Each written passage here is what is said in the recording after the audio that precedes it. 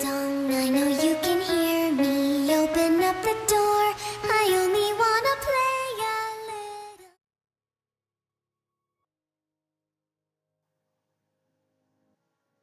Quand j'étais au lycée, mes amis et moi avions un passe-temps spécial.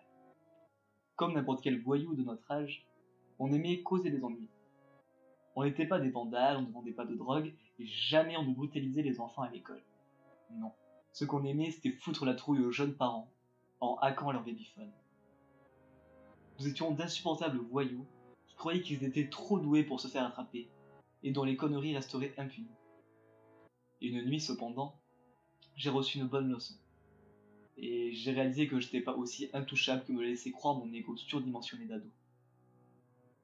Dimitri, Kurt et moi étions dans la même école. On partageait une bonne partie de nos cours, et on traînait ensemble presque tous les soirs après le repas. On regardait la télé, on jouait aux jeux vidéo, on débattait sur qui avait le meilleur casier au bahut. Un soir, on se racontait des histoires flippantes au parc. Kurt nous a parlé de la fameuse histoire de la mère célibataire qui entend une voix démoniaque dans son babyphone. Comme beaucoup d'histoires d'horreur, ça pue le canular, mais Dimitri nous a dit que c'était arrivé à sa mère une fois, dans son propre babyphone. Elle a entendu un voisin chanter une chanson à son bébé. Apparemment, il était possible de se brancher accidentellement à la fréquence de quelqu'un d'autre. En un instant, une ampoule s'est allumée au-dessus de nos têtes. Quand vous êtes suffisamment proche de quelqu'un, vous n'avez pas besoin de mots pour savoir à quoi la personne est en train de penser. Et nous pouvons tous témoigner qu'on a pensé exactement à la même chose. On allait acheter un babyphone et se foutre de la gueule des gens. Pardonnez-moi le jeu de mots, mais acquis un babyphone est un vrai jeu d'enfant. Tout ce dont vous avez besoin, c'est d'un engin sur la même fréquence que la vôtre. N'ayant jamais été du genre à faire les choses à moitié, j'ai fait l'achat d'un babyphone de super qualité avec un variateur de fréquence. Ainsi, on pouvait faire des farces à autant de cibles qu'on voulait. La nuit suivante, on a pris nos vélos pour faire le tour du quartier et on a fini par dénicher notre première victime. On pouvait voir la chambre de l'enfant par la fenêtre, du deuxième étage de cette maison de banlieue.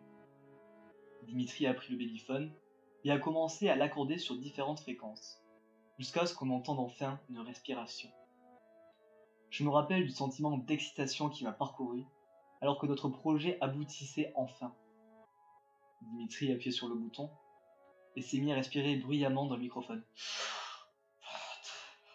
Votre petite fille était délicieuse, a-t-il murmuré en utilisant sa meilleure voix démoniaque. La lumière de la chambre principale s'est allumée presque immédiatement, et on a entendu un cri strident. En riant comme des ânes, on s'est dépêché de redescendre la rue. On ne voulait pas se faire attraper. On a répété la blague plusieurs fois au cours des semaines qui ont suivi. On parlait à tour de rôle dans le babyphone. Ne voulant pas que quiconque découvre notre petit jeu, on choisissait des maisons différentes à chaque fois. Les réactions de nos victimes n'avaient pas de prix. Des mères répondaient paniquées. D'autres avaient l'air de savoir que c'était un canular et nous disaient de la fermer. Et une pauvre femme est même partie dans une crise de larmes incontrôlable, nous suppliant de ne pas faire de mal à son bébé. Je me sens mal en repensant à celle-là, maintenant que j'ai grandi. Mais à l'époque, j'avais trouvé ça hilarant. Les amis et moi avons imité ces braillements et cris implorant pendant des semaines après ça. Ouais, on était de sacrés enculés. Le karma est une chienne. Une nuit, il m'est arrivé ce qu'il devait m'arriver. Kurt et Dimitri étaient occupés à réviser pour leurs examens. Alors, j'avais décidé d'y aller seul. Depuis le temps, on avait eu une bonne partie de la population des alentours. Alors, j'avais décidé de m'aventurer en dehors de la ville, en territoire inconnu.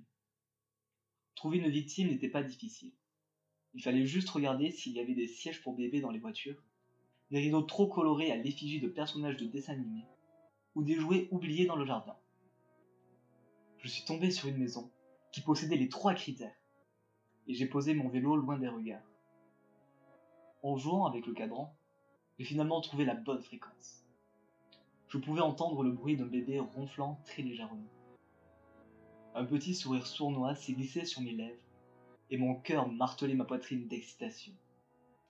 Mon heure de gloire était venue. Je t'observe, ai-je murmuré dans le babyphone, avec la voix la plus flippante que j'étais capable de prendre. La maison est restée sans lumière, ni signe de vie. J'ai supposé que les propriétaires de la maison ne m'aient pas entendu. Je suis au-dessus de votre lit. Je vous regarde, en attendant de m'occuper de vous. Ai-je dit un peu plus fort cette fois?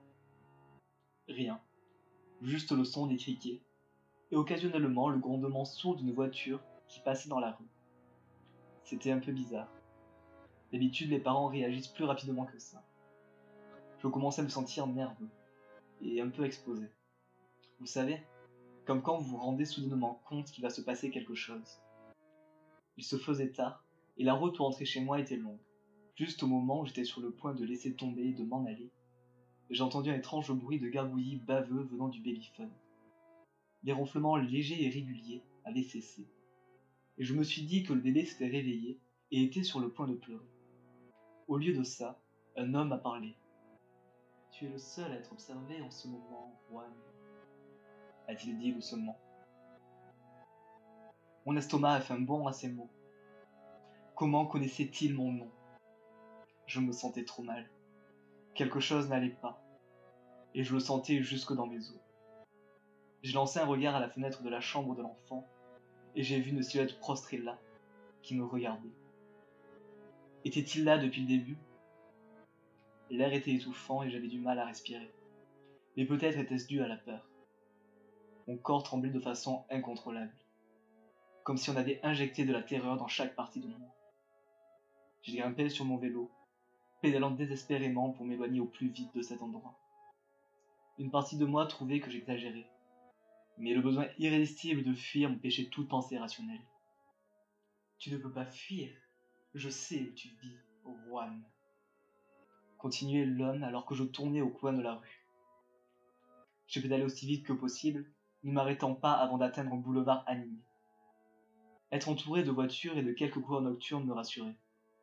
Ton souhait virera au rouge de ton sang, mon garçon, murmura l'homme qui parlait toujours dans le babyphone dans ma poche. Un passant m'a regardé de travers quand j'ai poussé un glapissement de peur, arrachant pratiquement mon sweat dans une tentative effrénée de l'enlever. Pour l'étranger, je devais avoir l'air d'un morveux drogué ou quelque chose comme ça. Il ne pouvait pas savoir que j'étais dans une vraie détresse. Alors, je ne peux pas le blâmer pour s'être écarté avec un soupir exaspéré. Cela dit, j'aurais préféré qu'il m'offre son aide. Après avoir fourré le sweat dans mon sac à dos, je me suis rappelé que mon nom était écrit derrière. C'était ma putain de veste d'école. Pas étonnant que ce bâtard sache mon nom. Je me suis souvenu que les babyphones n'avaient pas une portée énorme, ce qui voulait dire que j'étais suivi. Je regardais nerveusement autour de moi pour essayer d'identifier mon poursuivant. Était-ce la camionnette qui semblait vide en bas de la rue? Ce gars qui promenait son chien? La voiture qui venait de passer? De toute façon, la dernière chose que je voulais était entendre de nouveau cette voix. Alors, j'ai éteint l'appareil, et j'ai roulé en direction de ma maison. La peur avait accru mes sens, et je faisais attention à chaque petit mouvement dans les arbres, chaque craquement de brindilles sous mes roues, et à chaque voiture qui me dépassait. Je sursautais à chaque fois que quelqu'un s'approchait, terrifié à l'idée que ce type me retrouve. Heureusement, je suis rentré à la maison sans incident. J'ai rangé mon vélo dans le garage et me suis traîné dans les escaliers jusqu'à ma chambre. J'ai négligemment jeté mon sac à dos et le babyphone dans un coin de ma chambre avant de plonger sous les draps tel un nageur olympique. Peu importe quel âge vous avez, il n'y a nulle part où vous vous sentirez plus en sécurité que sous votre couverture.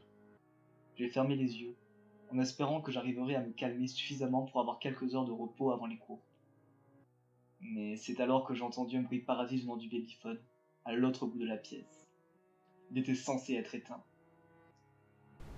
Et de beaux rêves, Juan, a dit la voix qui hante encore mes cauchemars. Je n'ai pas fermé l'œil de la nuit. Jusqu'au lever du soleil, j'étais trop effrayé pour sortir de mon lit. Quand je me suis levé, mon premier réflexe a été de retirer la batterie du babyphone et de la jeter à la poubelle. Je ne voulais plus rien avoir à faire avec. J'avais prévu une excuse pour ne pas que mes potes me prennent pour une tapette.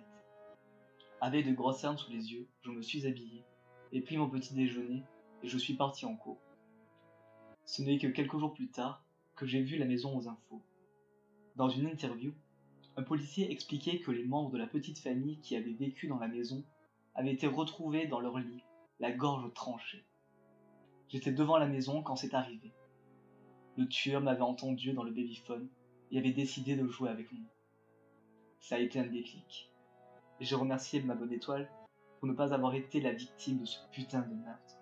J'ai trop occupé à me réjouir d'être en vie, pour me sentir mal pour la famille qui n'avait pas eu cette chance. L'empathie, ainsi que la sagesse, viennent avec l'âge. Maintenant que je suis un adulte avec une épouse et une petite fille, j'ai pris pleinement conscience des conséquences de mes actes et de la gravité de la situation dans laquelle s'était mise le sale gosse que j'étais à l'époque. Durant cette horrible nuit, je pensais avoir atteint le maximum de la peur. Mais c'était seulement la partie immergée de l'iceberg. Depuis que je suis père, je sais que la peur est bien plus intense quand il s'agit de quelque chose d'encore plus précieux que votre propre vie. Je ne peux pas dire avec certitude si le tueur m'a retrouvé après toutes ces années, ou si une nouvelle génération d'idiots a eu la même idée que mes amis et moi. Mais je peux vous dire que je comprends maintenant ce qu'est la vraie terreur.